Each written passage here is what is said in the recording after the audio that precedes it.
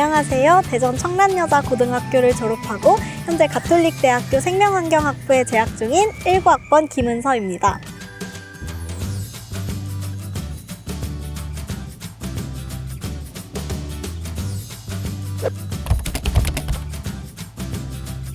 저는 중학교 과학 선생님의 영향으로 생명과학에 매료되었습니다. 선생님께서는 지나가다 나무만 보셔도 이 나무는 어떤 나무다 설명해 주시기도 하시고, 이론 수업을 하실 때에도 동영상화 시켜서 학생들이 조금 더 쉽게 이해할 수 있도록 유도해 주셨습니다. 저도 선생님의 영향으로 많은 학생들에게 생명과학의 즐거움을 알려주고자 생명과학 교사를 꿈꾸게 되었습니다. 고등학교 때 삼투 실험이나 해부 실험 등 심화된 실험을 하면서 생명과학 연구원에도 흥미가 생겼습니다. 따라서 교직도 가능하고 생명과학 쪽으로 유명한 가톨릭대학교 생명환경학부에 지원하게 되었습니다.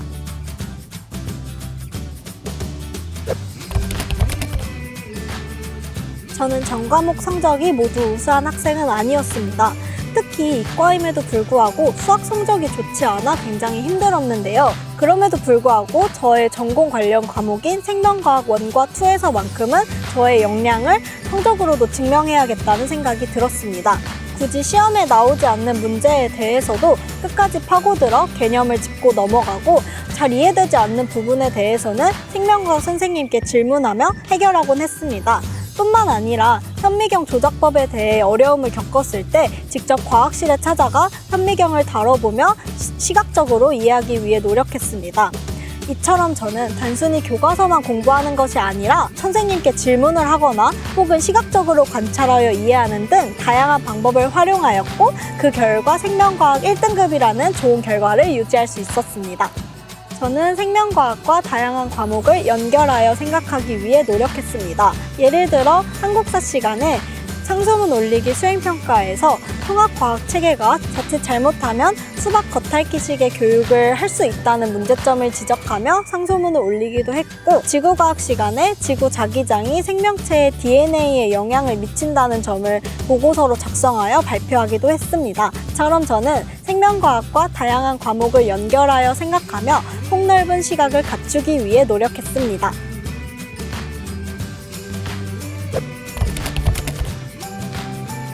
저는 아침에 친구들과 삶은 달걀을 나눠 먹으며 발견한 하얀 막의 정체를 생명과학 2의 삼투 개념을 활용하여 반투과성 막이라는 사실을 알게 되었습니다. 이외에도 다양한 삼투에 관해서 궁금증이 생겨 친구들과 함께 과제 탐구를 진행하게 되었습니다. 동물 삼투, 식물 삼투, 인공 반투과성 막 제작, 금속염 삼투 등 4번의 실험을 계획하고 실천하였는데요. 소금의 용해도를 고려하지 못해서 3번의 실험이 실패하였지만 그 점을 극복하여 마지막 금속염 삼투 실험을 성공하게 되었습니다. 저는 이 실험을 자기소개서에 썼습니다. 이 자기소개서에 쓰면서 실패한 경험을 빼지 않고 진솔하게 적었는데요. 극복한 과정을 중심으로 적게 되었습니다. 많은 학생들이 실패한 경험을 숨기려는 경향이 있는데, 이를 극복한 과정을 중심으로 자기소개서에 나타낸다면 좋은 자기소개서가 될 것이라고 생각합니다.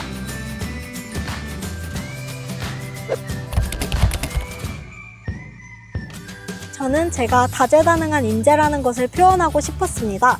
그래서 생명과학과 직접적으로 연관되어 있는 활동뿐만 아니라 다문화 탐구 보고서 및 정책 제안서 대회에 참여하였는데요. 단순히 인터넷 자료를 조사하는 것뿐만 아니라 SNS를 활용하여 설문조사를 하거나 교육학 시간에 알게 된 교수님께 인터뷰를 하기도 하였습니다. 특히 설문조사를 통해 통계를 내는 과정이 생명과학 연구원에게도 중요한 자질이라는 점을 자기소개서와 면접에서 표현하기도 했습니다. 1학년 때 했던 해부 실험이 모든 학생들에게 기회가 제공되는 것이 아니어서 친구들이 많이 아쉬워했습니다. 그래서 저는 의생명 캠프를 주최하여 친구들이 쥐 해부 실험을 할 수 있도록 기회를 제공했는데요. 이 과정에서 쥐의 마리수가 학생 수에 비해 현저히 부족하다는 문제를 깨닫고 외부 기관에 협조를 요청하여 2명당 쥐 1마리를 가지고 실험을 할 수 있도록 했습니다. 이 외에도 기자재를 관리하거나 전체적인 실험을 이끌어야 했기에 힘든 점도 있었지만 친구들이 즐거워하는 모습을 보면서 굉장히 만족도가 높은 활동이었습니다.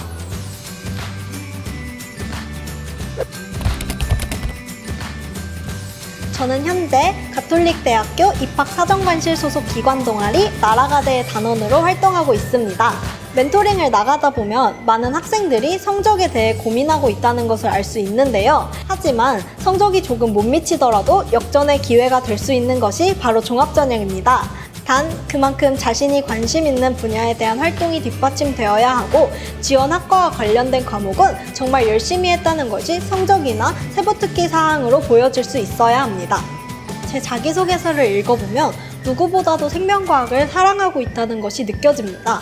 실제로 나무만 봐도 광합성 작용이 떠오르고 감기에 걸리면 방어작용이 떠오른다는 것이 쓰여 있습니다.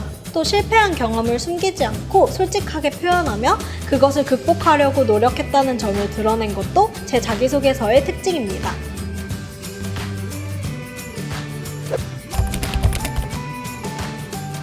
가톨릭대학교는 의학과 생명과학 분야가 특화되어 있는 만큼 생명환경학부의 커리큘럼이 잘 구성되어 있습니다. 또 가톨릭대의 학생 지원도 잘 되어 있습니다. 생명과학과 생명공학을 정말 잘 배우고 싶은 우리 학생들, 가톨릭대학교 생명환경학부 추천합니다.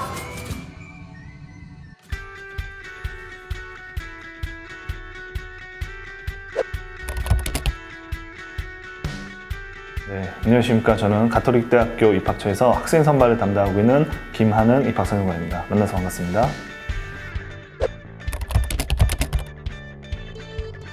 가톨릭대학교 학생부 종합전형은 1단계 서류 100%로 선발이 되고 서류는 학생부와 자소서로 선발을 하게 됩니다.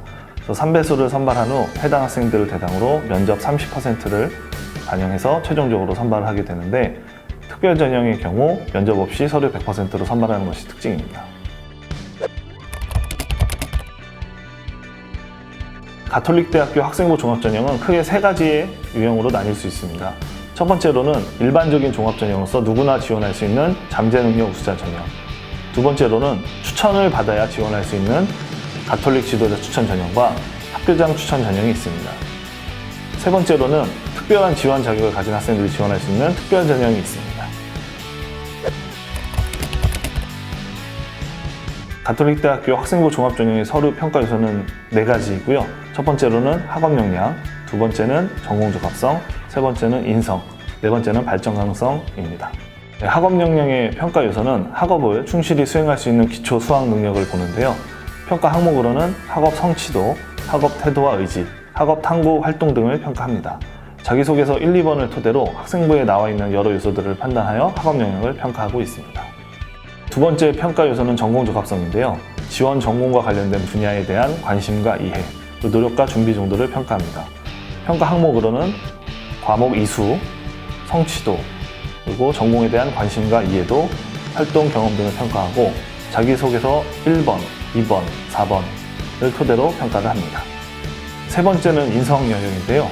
공동체 일원으로서 필요한 바람직한 사고와 행동을 평가 요소로 하고 있고 평가 항목으로는 협업 능력, 나눔, 배려, 도덕성, 성실성, 소통 능력을 평가합니다. 자기소개서 2, 3번을 토대로 학생부에 나와 있는 다양한 요소를 판단해서 인성 영역을 평가합니다. 마지막 평가 요소는 발전 가능성인데요. 현재 상황이나 수준보다 질적으로 더 높은 단계로 향상될 가능성을 평가 요소로 하고 있습니다. 평가 항목으로는 자기주도성, 경험의 다양성, 리더십, 창의적 문제 해결 능력을 평가 항목으로 하고 있는데요. 자기소개서 1, 2, 3, 4번 모든 것을 평가해서 발전 가능성 영역을 평가합니다. 누구나 지원할 수 있는 잠재능력 우수자 전형의 경우 국내고 졸업자 또는 졸업 예정자, 동등 학력 인정자가 지원할 수가 있습니다. 수능 최저가 없는 것이 특징입니다. 두 번째는 가톨릭 지도자 추천 전형인데요. 다음에 추천을 받은 자는 지원을 할 수가 있습니다. 가톨릭 사제 또는 현직 수도의 장상, 소속 가톨릭계 고교장이 추천을 하면 지원할 수 있는 전형인데 지원자의 종교와 신앙은 무관합니다. 수능 최저가 없는 것이 특징입니다. 세 번째는 학교장 추천 전형인데요. 전년도까지 의예과만 선발하다가 올해는 모든 학과로 확대되었습니다. 2020학년도 2월 국내고 졸업 예정자로서 소속 고교장의 추천을 받은 자만 지원할 수가 있고 의예과 간호학과만 수능 최저가 있는 것이 특징입니다. 가톨릭대학교 수시 전형이 전년 대비 변경된 사항은 첫 번째로는 학생부 종합전형이 확대되었습니다. 학교장 추천 전형의 경우 의예과만 선발하던 것이 다른 학과들로 선발이 확대가 됐고요. 그리고 간호학과가 처음으로 학생부 종합전형을 선발하게 되었습니다. 그리고 두 번째로는 학생부 종합전형에 비면접 전형이 도입이 되는데 특별 전형인 보름기의 전형, 농어촌 전형, 특성화고 졸업자 전형이 면접 없이 선발을 하게 됩니다. 그리고 마지막으로 가장 큰 변화는 학생부 교과 반영 방법의 변경인데요.